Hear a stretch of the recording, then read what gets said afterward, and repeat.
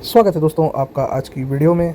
और आज बात करेंगे कैसे रेसलिंग यहाँ से यहाँ तक गई, एवोल्यूशन ऑफ प्रो रेसलिंग पर आइए आज बात करते हैं। तो एक थोड़ा सा इसके इतिहास को देखेंगे। प्रो रेसलिंग जैसे हम जानते हैं जहाँ पर मैच के रिज़ल्ट और स्टोरी पहले से तय होती है और रिंग में जो आप एक्शन देखते हैं वो प्लान करके वो किया जाता है उस तरह से। कहाँ से इस कॉन्सेप्ट की शुरुआत हुई और फिर धीरे धीरे ये कैसे इतना फेमस हुआ, ये इस पर बात करते हैं। तो कहानी की शुरुआत होती है अर्ली 1900s में। कार्निवल्स काफ़ी मेले लगा करते थे यूएस में, जैसे हमारे यहाँ भी लगते हैं, और इस ज़माने को आप कार्निवल एरा कह सकते हैं। तो उस समय उन मेलों में जेन्युइन रेसलिंग कॉम्पिटिशन्स हुआ करते थे और फिर मेले के जो ऑर्गेनाइज़र्स होते थे उनमें से कुछ लोगों को ये एहसास हुआ कि अगर हम पहले से मैच फिक्सिंग कर इन रेसलिंग कॉम्पिटिशन्स पर बेटिंग करवाएं तो हम बहुत पैसा कमा सकते हैं, स्टोरी को इंटरेस्टिंग बना सकते हैं और टिकट्स भी बहुत बेच सकते हैं और एक ऑरा बना सकते हैं कोई चैम्पियन का कि ये यहाँ का ये चैम्पियन है, इसको कोई हरा ही नहीं पा रहा है। और इस तरह से एक पूरी स्टोरी बनाई जा सकती है। और ये यूएस के पूर्वी तट पर शुरू ये सब कुछ हुआ था। इसके बाद कई साल ये ऐसे ही चलता रहा और 1920s में एक बहुत बड़ा एक्सपोज़े हुआ था जहाँ पर मीडिया को ये सब कुछ कई साल ऐसे ही शांति से चलता रहा। 1920s में बहुत बड़ा एक्सपोज़े हुआ था। मीडिया ने इस बात को पूरी तरह से उछाल दिया था कि ये मैचेस सारे फिक्स्ड होते हैं और कैसे ये फिक्स किए जाते हैं, और बहुत मतलब बिल्कुल खोलकर लोगों के सामने इस इंडस्ट्री को डाल दिया गया था। और फिर कुछ साल इनको दोबारा से बिल्डअप होने में लगे। अलग अलग टेरिटरीज़ बन गई थी। जैसे यूएस में आप देखें कुछ 50 स्टेट हैं, तो एक दो स्टेट, दो तीन स्टेट, इस तरह की टेरिटरीज़ बन गई कि यहाँ पर इनकी रेसलिंग चलती है, यहाँ पर कहीं और ये वाला चैम्पियन फेमस है, कहीं और आप अगर साउथ में टेक्सास की तरफ जाएं वो वाला चैम्पियन फेमस है। इस तरह के यूएस में अलग अलग टेरिटरीज़ बनना शुरू हुई और हर स्टेट में एथलेटिक कमीशंस होते थे, यानी कि जो भी आप कह लें बेसबॉल, बास्केटबॉल, ये सब स्पोर्ट्स की जो गवर्नमेंट की जो बॉडीज़ होती हैं उनको आपको रिपोर्ट करना पड़ता था ताकि गैम्बलिंग वगैरह को रोका जा सके और ऑब्वियसली उस स्पोर्ट की मॉनिटरिंग की जा सके गवर्नमेंट की तरफ से कि क्या हो रहा है और उनकी रेवेन्यू और ये सब कुछ मॉनिटर हो सके। तो ये जो टेरिटरीज़ थी ये एथलेटिक कमीशंस के साथ एक एक स्टेट के ये पार्टनर अप होती थी। जहाँ भी इनके लोग परफॉर्म करने जाते थे तो ये एथलेटिक कमीशंस को रिपोर्ट करते थे बेसिकली कि इनका कंपटीशन क्या हो रहा है और कैसे हो रहा है करके। और फिर कई साल ऐसे चला आया। पोस्ट वर्ल्ड वॉर 2 का एरा 1950s में रेसलिंग टीवी पर काफ़ी दिखाई जाने लगी और नेशनल रेसलिंग अलायंस फॉर्म हुआ। तो नेशनल रेसलिंग अलायंस को आप ऐसे कह सकते हैं जैसे कोई एक बड़ा कंपनी रेसलिंग का नहीं था यूएस में। अलग अलग हर स्टेट में, जैसे मैंने बताया 3-4 स्टेट्स में, साउथ में 3-4 मिलाकर एक बड़ी इंडस्ट्री हो गई। न्यूयॉर्क में एक रेसलिंग की बड़ी इंडस्ट्री थी, कैलिफोर्निया में थी, मिडवेस्ट एरिया जो यूएस का कहा जाता है, कैंसस वगैरह में, वहाँ पर एक इंडस्ट्री थी। कनाडा में, कैनेडियन स्टेट्स में एक अपनी एक उनकी इंडस्ट्री थी। मेक्सिको में एक उनकी इंडस्ट्री चल रही थी। इसी तरह इन सब में बैठक होती थी, मीटिंग्स होते थे नेशनल रेसलिंग अलायंस के अंडर। तो ये डिसाइड किया जाता था कि इनमें से best of the best champion कौन बनेगा और फिर वो मैचेस करवाए जाते थे। और उस समय जिस तरह आज आप देखते हैं डब्ल्यू चैम्पियन जो होता है उसको सबसे ज़्यादा प्रो रेसलिंग में रिस्पेक्ट होती है कि ये सबसे बड़ा टाइटल है। अगर आप कोई प्रो रेसलिंग कर रहा है तो वर्ल्ड वाइड इसको रिकॉग्निशन मिलती है कि क्या वो डब्ल्यू चैम्पियन है, तब वो सबसे बड़ा कहलाता है। 1950s में, क्योंकि तब तो डब्ल्यू था ही नहीं, तो नेशनल रेसलिंग अलायंस का चैम्पियन सबसे बड़ा चैम्पियन कहलाता था यूएस में। और वो पूरे यूएस में अलग अलग जगहों पर, जैसे मैंने बताया मेक्सिको की टेरिटरी हो गई, आपके टेक्सास की हो गई, वो अलग अलग जगहों पर जाता था और वहाँ पर वो फिर रेसलिंग करता था। और कई साल इसी तरह से बिज़नेस डिवाइडेड था और कई लोगों को ऐसे लगता है कि क्योंकि बिज़नेस स्टेट्स में डिवाइडेड था तो बहुत ज़्यादा डब्ल्यू जैसी इनकम उनकी नहीं थी, लेकिन ऐसा नहीं है। उस ज़माने में जब ये डिवीज़न था तभी भी हर टेरिटरी में चैम्पियंस होते थे। अगर आप इनको पार्ट्स में देखें तो बहुत ज़्यादा बिजनेस होता था। और अगर आप इसको एकजुट करके देखें तो ऑब्वियसली डब्ल्यू से कोई टेरिटरी का कंपैरिजन नहीं किया जा सकता। एक नेशनल डब्ल्यू पूरे नेशनल लेवल पर जिस तरह से वर्ल्ड अब तक ग्लोबल लेवल पर वो है, लेकिन उस समय टेरिटरी लेवल पे अगर आप एक एक स्टेट की रेवेन्यू को आप देखें तो बहुत ही इंटरेस्टिंग तरीके से अलग अलग जगह के चैम्पियन होते थे और हर जगह का फ्लेवर अलग होता था। अगर आप देखें न्यूयॉर्क में जिस तरह की रेसलिंग दिखाई जाती थी तो उनका एक अलग फ्लेवर था। फिलाडेल्फिया में एक अलग फ्लेवर था। ECW वहाँ पर चलता था, पेंसिल्वेनिया, फिलाडेल्फिया उस तरफ। और साउथ की तरफ वॉन एरिक्स करके एक फैमिली थी, उनका राज हुआ करता था टेक्सास में। और फ्लोरिडा में मेम्फिस करके स्टेट है, टेनेसी करके स्टेट है, टेनेसी फ्लोरिडा में जेरी लॉलर, कमेंटेटर का आपने नाम सुना होगा, तो वो पहले रेसलर हुआ करते थे, Jerry the king Lawler. Jerry the king Lawler Memphis territory यानी कि टेनेसी, फ्लोरिडा और ये जो साउथ ईस्ट के जो स्टेट्स हैं यूएस के, टेक्सास को छोड़कर, वहाँ पर literally Jerry the king Lawler को राजा का स्टेटस था। और अटलांटा जॉर्जिया करके जगह है, जॉर्जिया स्टेट है अटलांटा शहर में, वहाँ पर WCW की शुरुआत हुई थी। और वहीं पर आप अगर थोड़ा सा मिडवेस्ट में आ जाएं तो कैंसस वगैरह में AWA करके एक बड़ा कंपनी होता था, और मेक्सिको वालों की एक अपनी कंपनी थी, कैलिफोर्निया में एक और टेरिटरी हुआ करती थी। ऐसे ही कई साल बिज़नेस चलते रहे। और यहीं पर नॉर्थ ईस्ट में न्यूयॉर्क के करीब विंस मैकमैन के फादर थे, विंस मैकमैन सीनियर, और उनकी टेरिटरी WWF होती थी। तो उस समय उस कंपनी का नाम वर्ल्ड वाइड रेसलिंग फेडरेशन था, WWF, 3 बार W। तो 1980s में फिर विंस मैकमैन ने अपने ही पिता से उस कंपनी को ख़रीदा, और फिर वो उसे एक अलग दिशा में ले गए। उन्होंने उसका नाम चेंज करके वर्ल्ड रेसलिंग फेडरेशन किया, और वहाँ से फिर उन्होंने टीवी नेटवर्क्स के साथ डील साइन की। और विंस मैकमैन ने जब टीवी नेटवर्क्स के साथ एक डील साइन की, बड़ी डील साइन की, और उस समय पेपर व्यू मॉडल नया निकला था, यानी कि स्पेशल इवेंट्स जो होते हैं जैसे रेसलमेनिया है, रॉयल रंबल है, इस तरह के इवेंट्स के लिए अलग से लोगों को चार्ज करना। और मर्चेंडाइजिंग का जो मॉडल है, जहाँ पर आप रेसलर्स फेमस होते हैं तो आप उनकी मर्चेंडाइज बनाकर, टी-शर्ट्स वगैरह बनाकर बेचते हैं। ये पहले भी था, लेकिन विंस मैकमैन इसको एक अलग स्केल पर ले गए। और जब इन चीज़ों से उनको बहुत पैसा आने लगा, और नेशनल चैनल्स की अहमियत यूएस में बढ़ने लगी। पहले अगर आप देखें टीवी, पहले ज़माने में 1950s से लेकर 80s तक ज़्यादातर लोग अपने लोकल चैनल्स को ज़्यादा देखते थे। मतलब लोकल न्यूज़ की बहुत अहमियत थी, लोकल टीवी की, लोकल चैनल की। आपका मूवी चैनल हो, कोई भी हो, लोकल होते थे। नेशनल थोड़े से चैनल्स होते थे नेशनल लेवल प्रेजेंस वाले, लेकिन 80s में ये सब कुछ चेंज हो रहा था, लोगों का ध्यान नेशनल लेवल प्रेजेंस पर ज़्यादा था। तो WWE ने ऐसी डील साइन की जहाँ पर उनका जो प्रोग्राम है वो नेशनल लेवल पर दिखाया जाए, सिर्फ उनके स्टेट न्यूयॉर्क तक नहीं, न्यूयॉर्क, कनेटिकट और नॉर्थ ईस्ट जहाँ WWE का राज्य था वहाँ तक नहीं, पूरे यूएस में उनका ब्रॉडकास्ट होगा। और इससे आप समझ सकते हैं करोड़ों का पैसा विंस मैकमैन की झोली में गिरने लगा। और उन्होंने कहा यहाँ पर हम क्यों रुकें। यहाँ से भाई साहब कहानी बहुत इंटरेस्टिंग होती है। विंस मैकमैन गए AWA, जो एक बड़ी राइवल कंपनी थी वहाँ पर, जैसे मैंने बताया कैंसस में, वहाँ से कैंसस में, मिडवेस्ट में उन्होंने हल्क हॉगन को उठाया। जी हाँ, हल्क हॉगन जिन्हें आपने देखा होगा, बहुत बड़े चैंपियन होते थे WWE के। और रॉडी पाइपर को जॉर्जिया वालों की टेरिटरी से उठाया, और बहुत सारे लोगों को उन्होंने, चैंपियंस को वो उठाने लगे। जहाँ जहाँ कोई बंदा फेमस है वो जाते थे, वो अपने नेशनल लेवल का पैसा लेकर वो स्टेट में जाते थे और उसको एक्वायर कर लेते थे। तो ये सिलसिला शुरू हुआ 1979 में। आइए देखते हैं कैसे धीरे धीरे करके उन्होंने सभी कंपटीशन को विंस मैकमैन ने ख़त्म किया।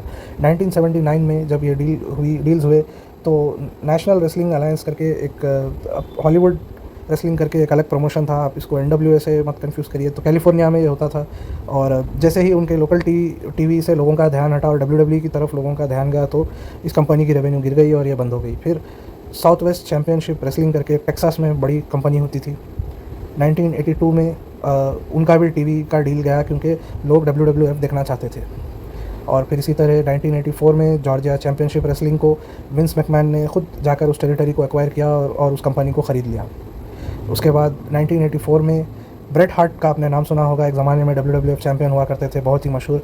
ब्रेट हार्ट के जो फादर थे, स्टू हार्ट, वो कनाडा के किंग थे बेसिकली, कनाडा में।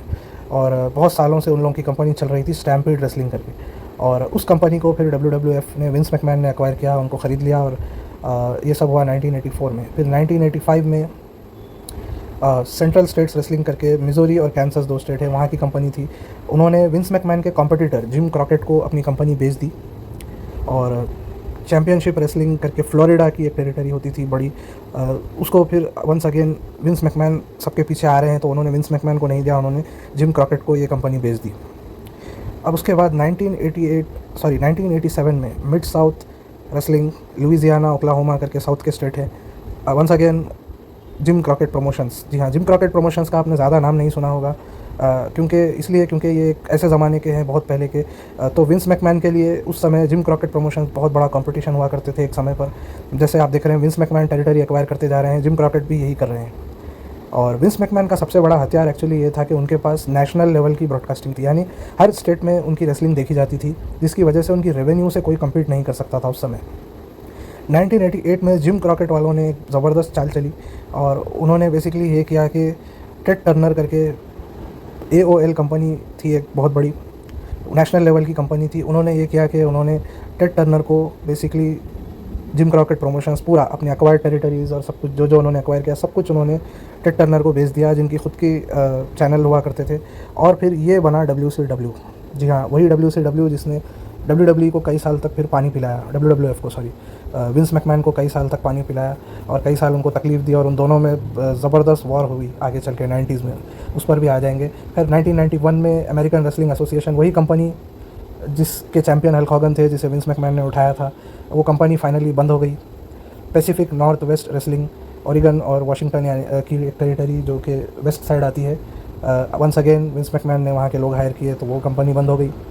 United States Wrestling Association, Memphis Tennessee, जी हाँ, USWA, ये वही टेरिटरी है जो मैं आपको बता रहा था जहाँ पर जेरी द किंग लॉलर वहाँ के किंग हुआ करते थे, उस टेरिटरी के वंस अगेन उसको भी एक्वायर कर लिया विंस मैकमैन ने। अब दो ही बड़ी कंपनीज बच गई थी और ग्लोबल लेवल पर WWF और WCW सबसे बड़ी कंपनीज थी। मेक्सिको और जापान की एक अपनी अलग कहानी चल रही थी, लेकिन वो कहीं भी इस लेवल के करीब नहीं थे रेवेन्यू में और उसमें जिस तरह से WCW और WWF थे। और पूरे 90s के दौरान 1995 से WCW ने नाइट्रो करके अपना शो का प्रीमियर किया। 1993 में मंडे नाइट रॉ शुरू हुआ था, ये बात याद रखिए। 2 साल बाद 1995 में WCW नाइट्रो शुरू हुआ और यहाँ से धमाकेदार वॉर शुरू हुई। ये वॉर 2001 तक चली। 1995 में ये सब कुछ शुरू हुआ। 1996 में हल्क हॉगन, केविन नैश जैसे बड़े बड़े WWF के जो दिग्गज चैंपियन थे, रेजर रामोन और बहुत सारे बड़े स्टार्स को विंस मैकमैन से छीन लिया। WCW ने एक्वायर कर लिया उनको और तब विंस मैकमैन को पहली बार उनका ही पैंतरे उनके ऊपर आजमाने लगे लोग। और 1997 में फिर इनफेमस इंसिडेंट हुआ था मॉन्ट्रियल स्क्रू जॉब, जहाँ पर विंस मैकमैन ने ब्रेट हार्ट को धोखा देकर शॉन माइकल्स को चैंपियनशिप जिताई थी। और ये रियल लाइफ का धोखा था, ये कोई स्क्रिप्ट नहीं थी। आप अगर इस इंसिडेंट के बारे में देखें तो बहुत ही फेमस इंसिडेंट था ये। रियल में उन्होंने उनको धोखा दिया और ब्रेट हार्ट जो कि उस समय WWF का सबसे बड़ा हथियार थे, वो भी जाकर WCW में ज्वाइन हो गए।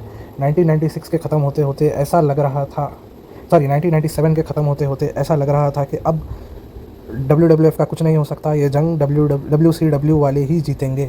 लेकिन भाई साहब वहीं से फिर एंट्री होती है स्टोन कोल्ड और रॉक की और पूरी जज्बात हालात सब कुछ पलट जाता है। 1997 1998 वो लोग डोमिनेट करते हैं और इसी तरह बैक एंड फोर्थ चलते चलते 1999 2000 तक क्लियरली WWF कमबैक कर लेता है और WCW को पछाड़ देता है। और एंड ऑफ द डे 2001 में WWF ने WCW को ख़रीद लिया और यहीं पर आप समझ लीजिए यहाँ से फिर विंस मैकमैन अल्टीमेट किंग बन गए रेसलिंग के वर्ल्ड वाइड। अगर रेसलिंग कोई बोलता है, आप अगर बोलते हैं मैंने रेसलिंग देखी है, तो आप WWE को यूजुअली आप प्रेफर कर रहे हैं। टीवी पर मैं रेसलिंग देख रहा हूँ जब भी लोग बोलते हैं, तो यहाँ से फिर विंस मैकमैन का ऐसा राज शुरू हुआ 2001 से, जो कि फिर अब तक हाल तक चला। और 2000s में हम देखते हैं स्ट्रेट अप डोमिनेट किया WWE ने हर चीज़ को। और उन्होंने सोचा WCW एक्वायर करने के बाद उनके पास इतने रेसलर आ गए थे, क्योंकि जैसे मैंने आपको WCW का भी इतिहास बताया, जिम क्रॉकेट ने WCW में वो मर्ज हुए थे, तो अलग अलग जगहों के इतने लोग उनके पास आ गए थे। और फिर WWF ने भी इतने सालों से अलग अलग कंपनीज़ को एक्वायर किया था। अब इन सब का मिलन तो हो गया था, लेकिन अब एक शो में इनको कैसे रखें, तभी फिर विंस मैकमैन ने मंडे नाइट रॉ के साथ साथ फ्राइडे नाइट स्मैकडाउन शुरू किया, जो कि WWF में ही उन्होंने 2 ब्रांड बनाए।